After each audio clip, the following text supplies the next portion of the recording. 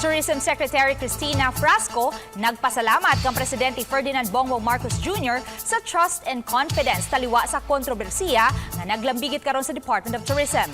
Ano ang report ni Alan Domingo? Gianugurahan ang Tourist Rest Area o TRA sa lungsod sa Medellin. Labing unang kini sa napo ka mga TRA sa libok nasod nga gibuksan. Gitambungan kini sa mga opisyal sa lalawigan, pinanguluhan ni Governor Juan Garcia og 44 ka mga lungsod, mga component cities ug mga opisyal usab sa highly urbanized cities ug sa tanang mga sugboanong kongresista. Silang tanan may pirma sa Manifesto of Support kang Secretary Frasco ug mihulagway sa pasangil nga usa ka demolition job ang kontrobersya nga naglambigit sa Department of Tourism.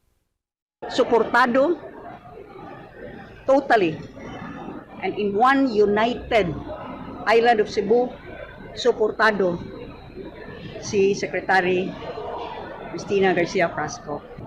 Gusto na po din ako, don't mess with us.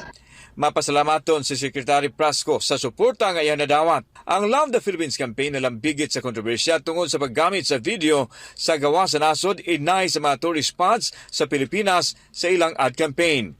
Subling itataw sa DOT nga walay salapi sa kagamhanan nga nagasto alang sa ad campaign.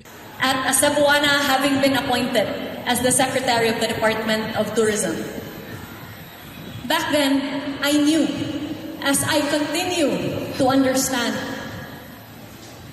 that it has been and is incumbent upon me to not betray your trust. I'm thankful to our President for having expressed his trust and confidence in my continued ability to lead the Department of Tourism, and I am grateful to you.